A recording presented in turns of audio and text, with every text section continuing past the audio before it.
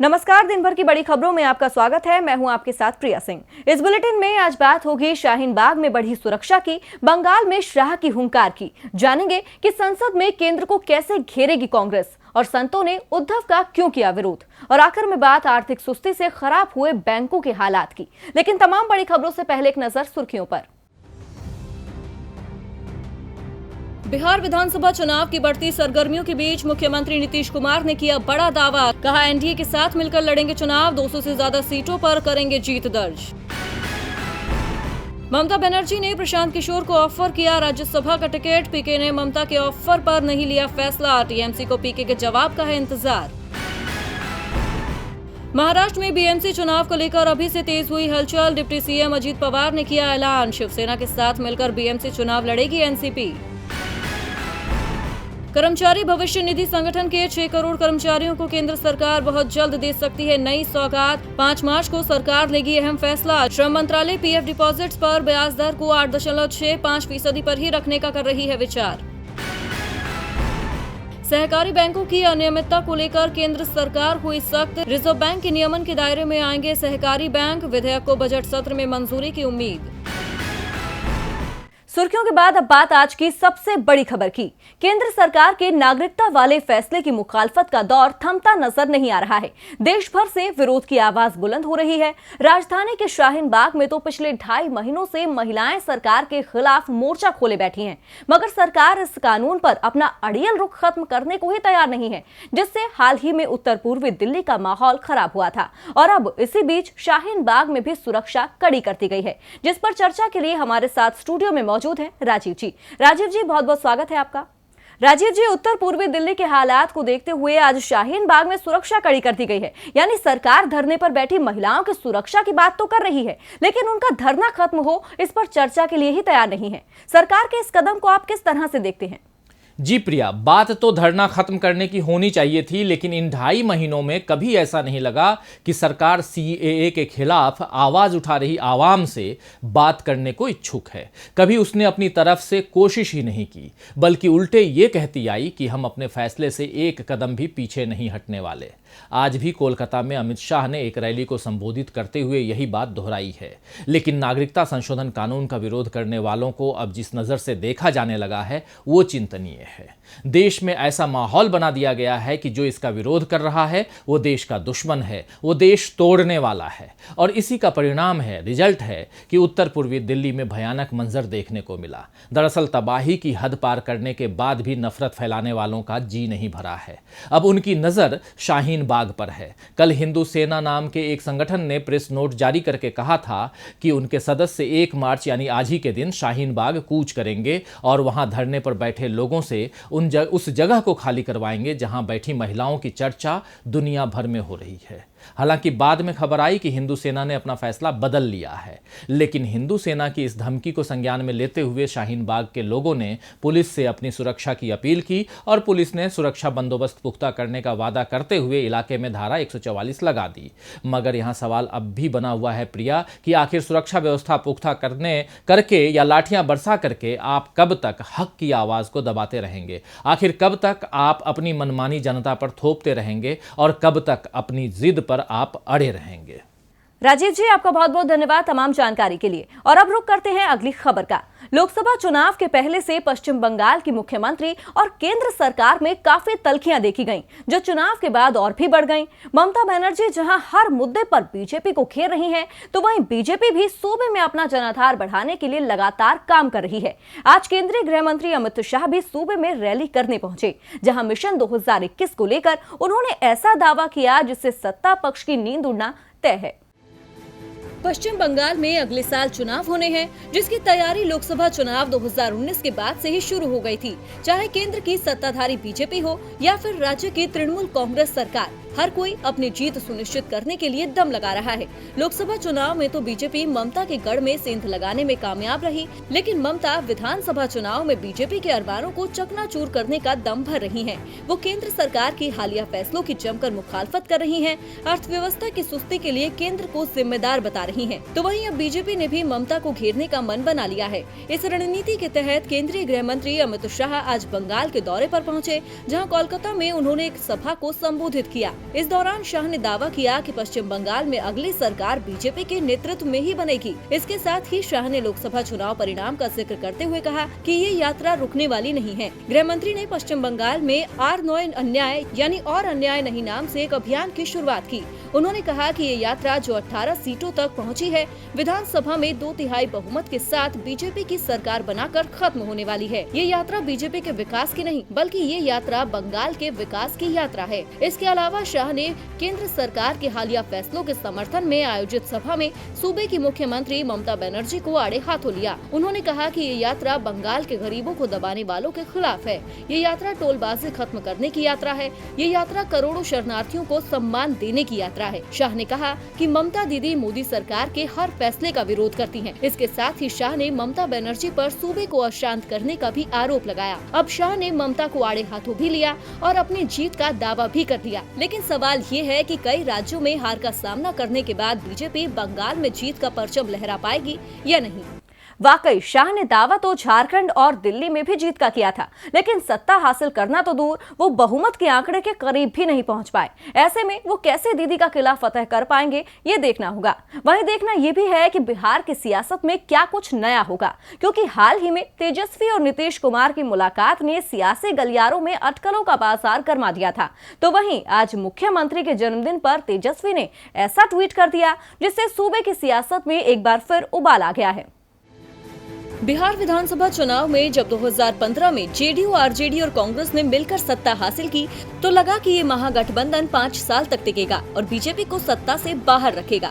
मगर जेडीयू प्रमुख नीतीश कुमार ने कार्यकाल पूरा होने से पहले ही पाला बदलकर बीजेपी से हाथ मिला लिया और सूबे में महागठबंधन की सरकार गिराकर जेडीयू और बीजेपी की सरकार बन गई, जिससे बीजेपी गदगद हो गई। मगर अब एक बार फिर सूबे में चुनाव है और फिर से बदलाव की बयार बह रही है और आरजेडी के साथ फिर से जेडीयू आ सकती है, जिसके संकेत बार बार तेजस्वी यादव और नीतीश कुमार की तरफ से मिल रहे हैं। दरअसल बिहार के मुख्यमंत्री और जनता दल यूनाइटेड के राष्ट्रीय अध्यक्ष नीतीश कुमार का आज जन्मदिन है। इस खास मौके पर तेजस्वी यादव ने सीएम नीतीश को अभिभावक बताया है, जिससे एक बार फिर सियासी गलियारों में अटकलों का बाजार गर्मा गया है। दरअसल सीएम नीतीश कुमार को जन्मदिन की शुभकामनाएं देते हुए तेजस्वी यादव ने सीएम को आदरणीय अभिभावक कहकर संबोधित किया। उन्होंने ट्वीट किया, आदरणीय अभिभावक श्री नीतीश कुमार जी को जन्मदिन की शुभ मंगल कामनाएं। ईश्वर से प्रार्थना है कि आप आत्मसम्मान और स्वाभिमान के साथ आगे बढ़ते हुए स्वस्थ और दीर्घायु रहें। जन्मदिन के शुभ अवसर पर बिहार को विशेष राज्य का दर्जा दिलाने और बेरोजगारी हटाने की हमारी लड़ाई में सहयोग अपेक्षित है। तेजस्वी यादव के इस शुभकामना संदेश में थोड़ा तंज देखा जा सकता है। उन्होंने सीएम नीतीश कुमार के आत्मसम्मान और स्वाभिमान की बात कही, पर बिहार के नए सियासी घटनाक्रम के तौर पर ये बीजेपी और जेडीयू के बीच दूरी बढ़ाने की आरजेडी की रणनीति का हिस्सा मानी जा रही है।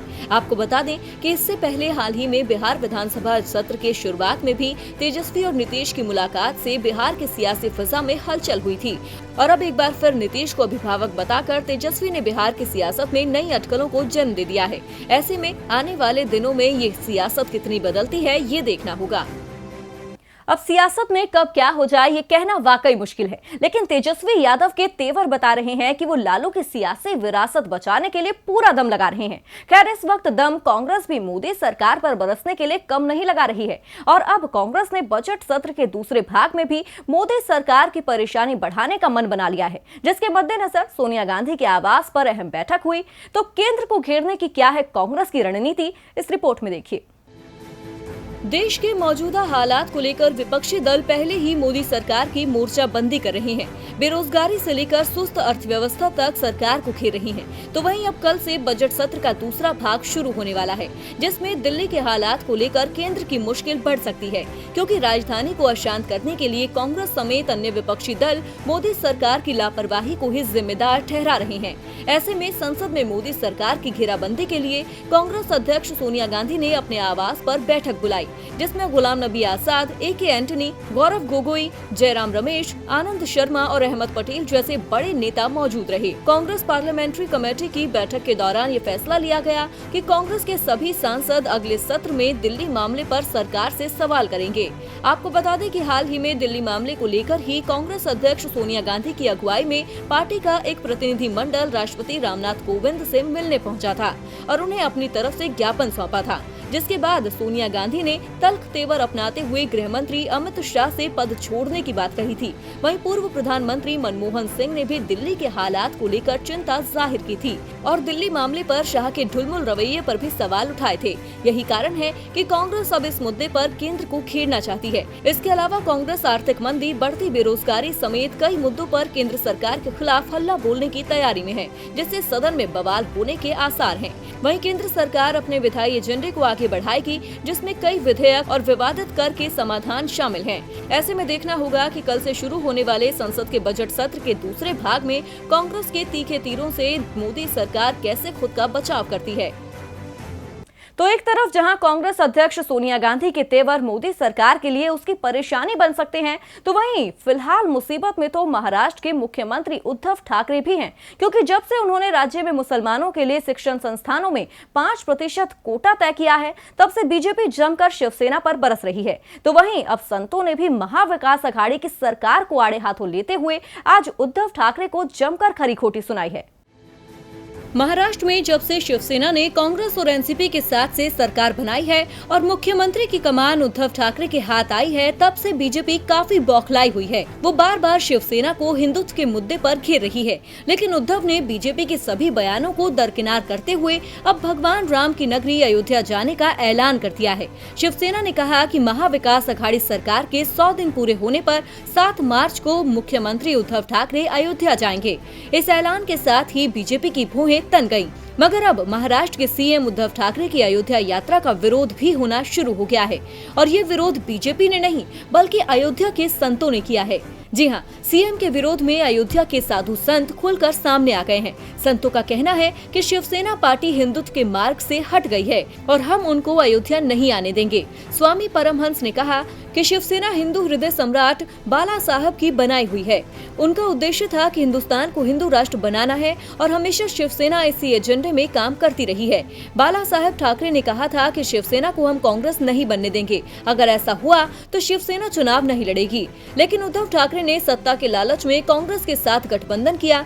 परमहंस इतने पर ही नहीं रुके। उन्होंने आगे कहा कि जिस दिन शिवसेना ने ऐसा किया, उसी दिन बाला साहब के सारे सिद्धांत खत्म कर दिए। अब जो वो अयोध्या आ रहे हैं, ये राम भक्ति महज उनका दिखावा है।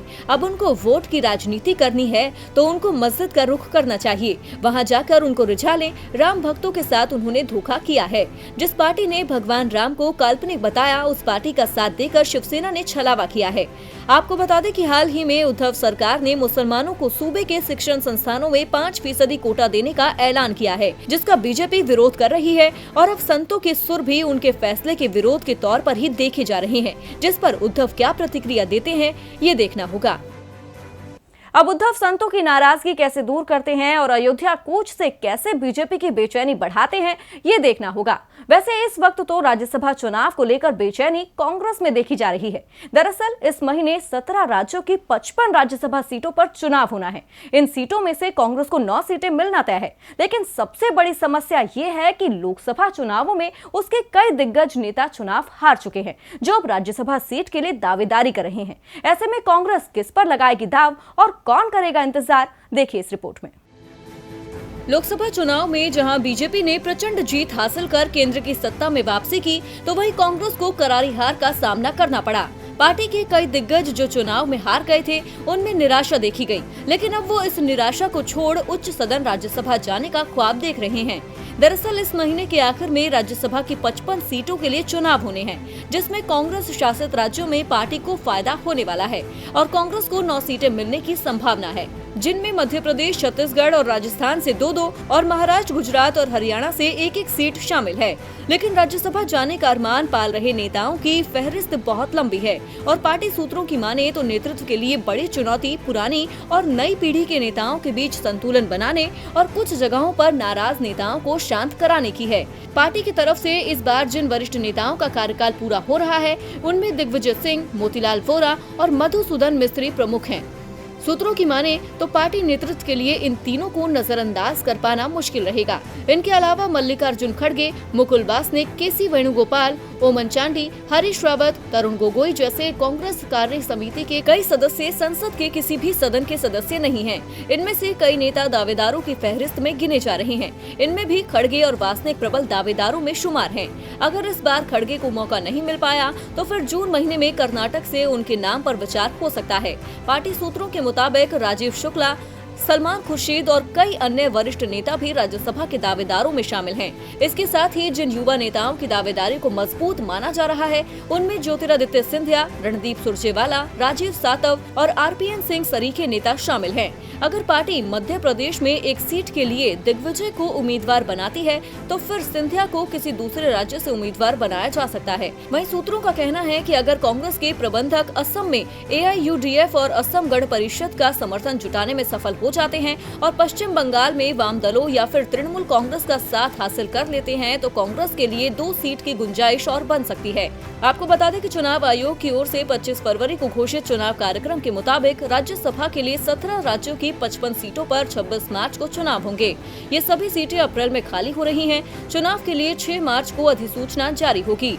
13 मार्च को नामांकन, 16 को नामांकन पत्रों की जांच और 18 मार्च को नाम वापस लेने की आखिरी तारीख होगी। ऐसे में अब कौन राज्यसभा पहुंचता है और किसके ख्वाब टूटते हैं, इस पर सभी की नजरें टिकी हैं। और बुलेटिन के आखिर में अब बात आर्थिक सुस्ती से खराब हुए बैंकों के हालात की। देश में मंदी का दौर खत्म होता नजर नहीं आ रहा है, क्योंकि जो भी रिपोर्ट सामने आ रही है वो यही कह रही है कि हर क्षेत्र में गिरावट आ रही है। अब RBI की एक रिपोर्ट सामने आई है जिसमें कहा गया है कि पिछले साल के मुकाबले इस साल कर्ज लेने वालों की संख्या कम हुई है। बैंक के कर्ज 2020 में 8.5% रह गए हैं, जो एक साल पहले 13.5% थी। यानी लोगों के पास काम ही नहीं जिसके लिए वो बैंकों से कर्ज लें। कई महीनों से कंपनियों के पास ऑर्डर नहीं है तो लोगों के पास काम नहीं है और इसका असर दिख रहा है देश की GDP पर। RBI की एक रिपोर्ट में बताया गया है कि एक साल में हर क्षेत्र में विकास दर घटी है, जिस कारण से कर्ज लेने वालों की संख्या कम हुई है और इसका सबसे ज्यादा असर सेवा क्षेत्र में देखा जा रहा है। इस साल सेवा क्षेत्र की कर्ज वृद्धि दर 8.9% रही, जो एक साल पहले 23.9% थी। बैंकों के कर्ज की वृद्धि दर घटकर 32.2% पर आ गई है, जो पहले 48.3% थी। रिजर्व बैंक के आंकड़ों के अनुसार जनवरी में पर्सनल लोन वृद्धि दर 16.9% रही, जो जनवरी 2019 में 18.4% थी। इसी के तहत शिक्षा के लिए कर्ज 3.1% घट गया। शिक्षा और संबद्ध गतिविधियों के लिए कर्ज की वृद्धि दर घटकर 6.5% रह गई, जो एक साल पहले समान महीने में 7.6% थी। उद्योग में तो ये आधे से भी कम हो गई। ये पिछले साल 5.2% से घटकर इस बार 2.5% रह गई है। बैंकों के कर्ज और जमा पर ताजा तिमाही आंकड़ों के अनुसार अक्टूबर-दिसंबर 2019 के दौरान बैंकों के कर्ज की वृद्धि दर घटकर 7.4% रह गई है, जो एक साल पहले 12.9% रही थी। कोई भी व्यक्ति कर्ज तभी लेता है जब उसे जरूरत होती है। बैंकों से सबसे ज्यादा कर्ज उद्योगों द्वारा लिया जाता है। आमतौर पर उद्योग कम समय के लिए कर्ज लेते हैं और ये कर्ज तभी लेते हैं जब उन्हें कोई बड़ा ऑर्डर मिलता है, जिसे निश्चित समय में पूरा करने की शर्त होती है। लेकिन कई महीनों से हालात ये हैं कि कंपनियों के पास ऑर्डर नहीं है, जिस कारण से उन्हें बैंकों के कर्ज लेने की जरूरत नहीं पड़ रही है। ऐसे ही हालात सभी सेक्टरों में दिख रहे हैं। तो फिलहाल दिन भर की बड़ी खबरों में मेरे साथ इतना ही। आप देखते रहिए DB लाइव। नमस्कार।